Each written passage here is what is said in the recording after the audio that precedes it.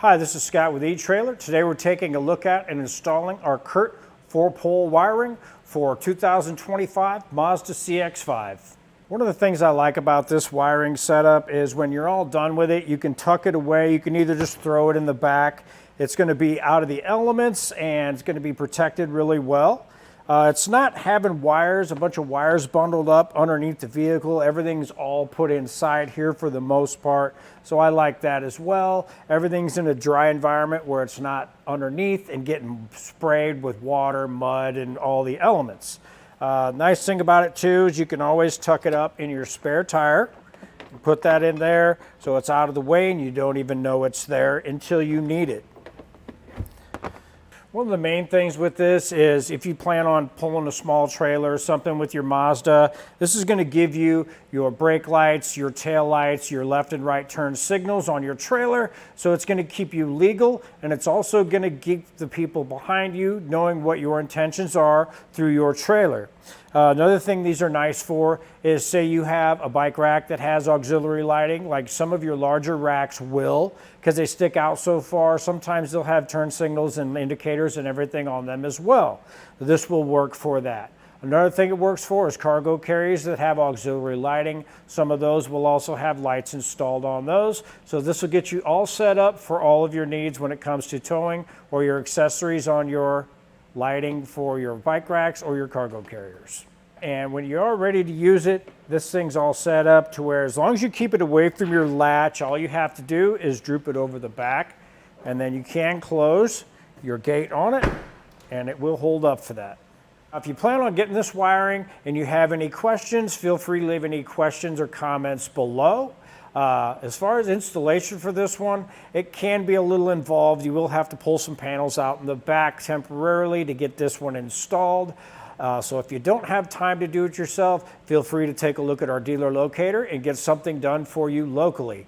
Or you can always stick around, watch our video, and we'll help you get it installed. To start our installation, we need to pop our hatch. And we're going to remove all of our floor coverings. So anything we have in the back, we need to get moved out of the way.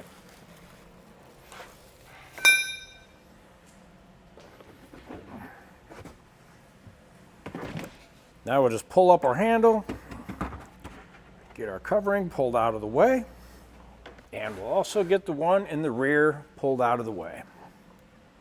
Now we have these little side panels we'll go ahead and get out of the way, along with these little trays on the bottom. Just want to pull straight up on those. Those just pop in place. And we'll do that on both sides. Now right here on the back of our threshold, we're going to have our little pop clips, and these are pretty easy to pop out. I got my thumbnail in there and just pull that out. With those out, now we can pop straight up. Just pull it up enough to where you can get your fingers up under the side. And that will pop up.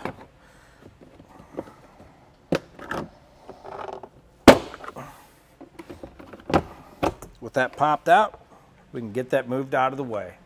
Now we have this foam organizer in here. We are going to need to get this out of the way as well, because when we start moving our panels out, because we're going to need to get behind these, it's going to be in the way. So for now, we'll just get that moved over off to the side. Now I'm going to start up here, and sometimes you'll have like a cover that covers up the back of your cargo area. So if you remove that behind there, you're going to have a Phillips screw on each side.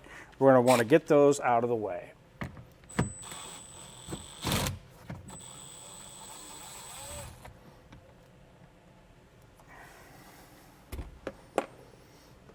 Now we have this handle, and behind this, you're going to see a little square part that has a little door. There's going to be a little tiny spot where you can get behind that. I'm just going to use a small pick and pop that little door back out of the way. Now behind that, there's also going to be a Phillips head screw.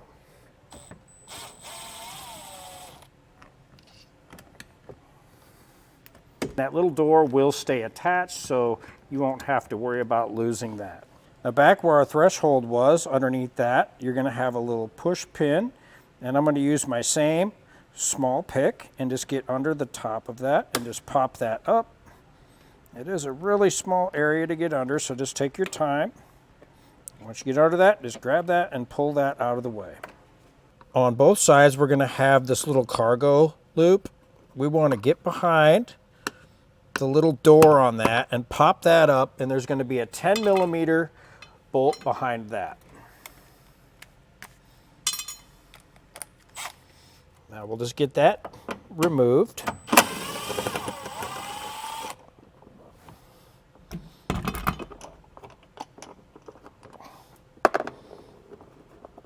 Now we can pull out that whole cargo loop. Now we just need to get our panel popped up. So we're going to start at the bottom and just kind of get behind it with our fingers. Just kind of pull out a little bit with a little bit of pressure. We can just pull our panel back over out of the way. Behind where our panel is, we'll just follow our wire that comes out of our taillight, and we're going to have our connection here. We're going to have a white and a black end, and on the end of the black one, it's going to just push down on that little panel, and that's going to release our clip. Now these can be really tight to undo, so just be patient with it. Now this little clip, you have to push really hard on the bottom of this black thing to get this to release. So just push real hard and pull that out. Now we'll take our end that has our yellow, brown, and red, and we'll take our connection that goes to our light. Find our end with our little clip, line it up with our clip on our harness, click that in place. With that, now we'll go back over to our other side. Find our side with our clip, line it up with our wiring harness to our vehicle, and click that in place. Now our green wire is going to run over to our passenger side. So what I'm going to do is run it underneath our wire that comes out of our floor. And I'm just going to pull that all the way across following our factory wiring harness. It goes all the way across. And with that, I'm going to end up tying off to this all the way across here. Now we want to get behind our panel, and we'll find our taillight wire on this other side. Same thing, we're going to connect it just like we did on our driver's side.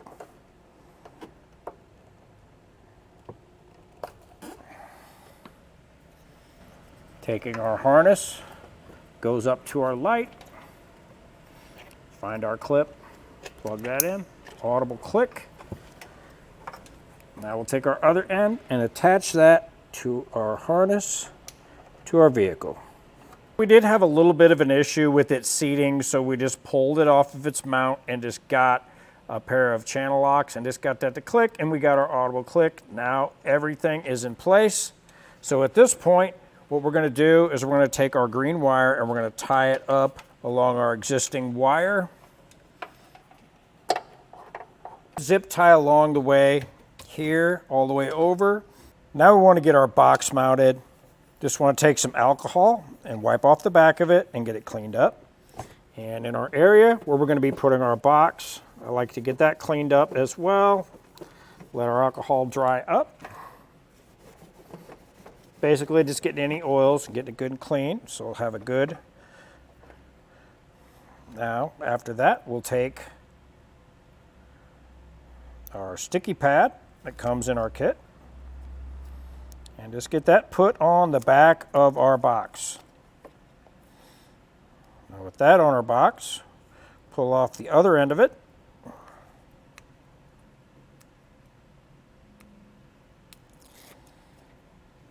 Now we can just take our box. Right here on the side is not going to work because it wants to hit the back of our panel. So what we need to do is just mounting it down here to the floor. Now we have our white wire that is our ground. We're just going to get that put in place with our self-tapper that comes in our kit.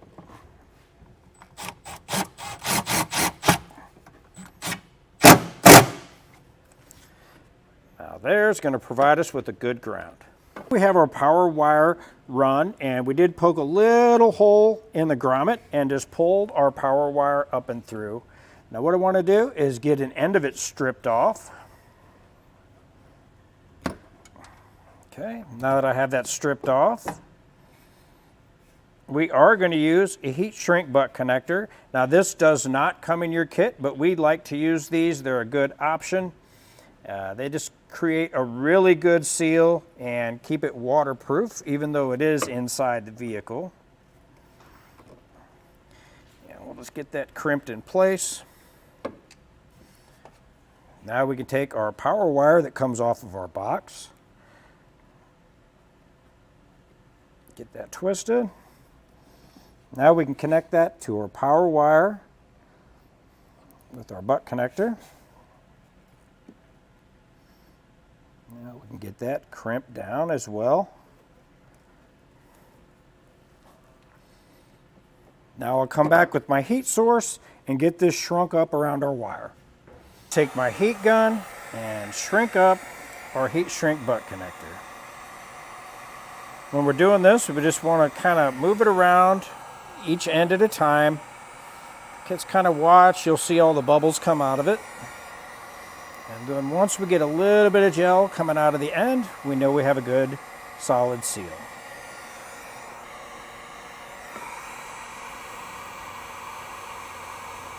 Now you can see where we have our wire coming down out of our grommet, and we ran across, tied off to this existing wire here, and then ran across. And we did run it up behind this line, so there's no way of that coming out this way and getting into our tire. Came across over above our frame, over our frame here, came down across over by our gas tank. We went forward of our gas tank all the way over, and then underneath here we have factory wiring and factory lines that run all the way up through here, so we tied off to them, followed them up, came out with our factory lines here, ran them up behind our heat shield, away from any moving parts, up, under, and then ran right next to the firewall all the way up. We have our wire ran against our firewall, and we came up on the driver's side over here behind the battery, and now I have my wire. Now what I'm going to do now is the wire that I ran up, I'm going to go ahead and get that stripped off. So I'm just going to cut a little bit of the end here and get that stripped. Now just like we did before, we're going to take our heat shrink butt connector, and we're going to get that crimped in place onto our power wire. Give that a little pull, make sure we have a good connection there. Now our fuse holder that comes in our kit, they're kind of pre-crimped or pre-stripped, but I like to take a little bit more off of those because it's kind of a small strip that they do on those. After we do that, just wind our wire, run that on, and we'll crimp that in place.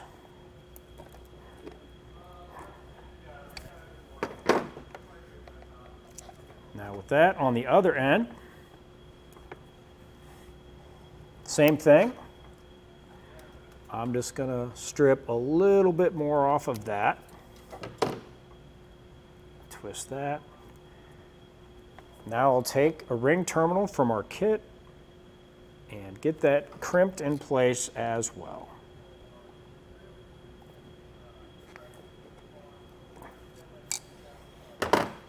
Now with that, we have our positive terminal, and we have a 12mm nut on the back of that. What we're going to do is just break that loose.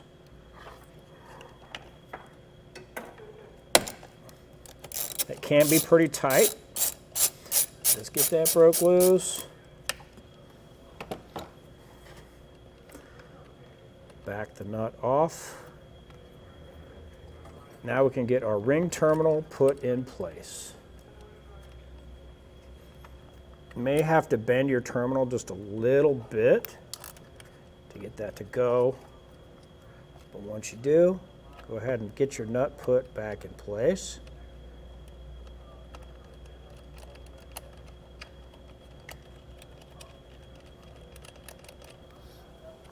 Now we can tighten that down.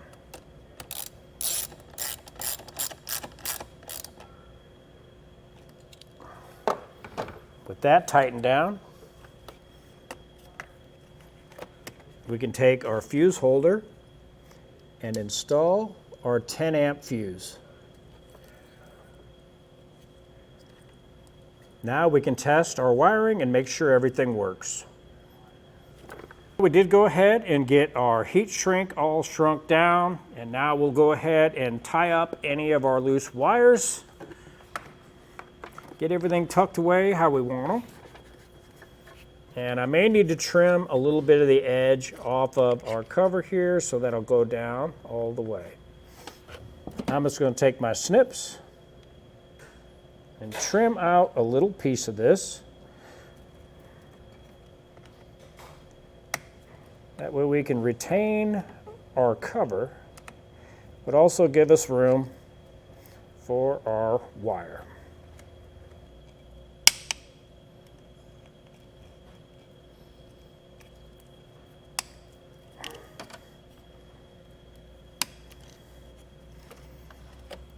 And that should work out perfect. We have a tester plugged in. Now we'll do our left turn and our right turn. We'll do lights off, lights on. We'll do brake lights with left turn and right turn. All of our lights are working. And it is a good idea to check your lights before you go putting all your panels back in place, just to make sure everything is working correctly. Now that we tested our wires and everything works out, we're going to go back and start getting our panels and everything put back in place just the way we took them apart. Now we have all our panels put back in place. That'll do it for the installation of our Curt wiring harness on our 2025 Mazda CX-5. I'm Scott with Etrailer, and thanks for watching.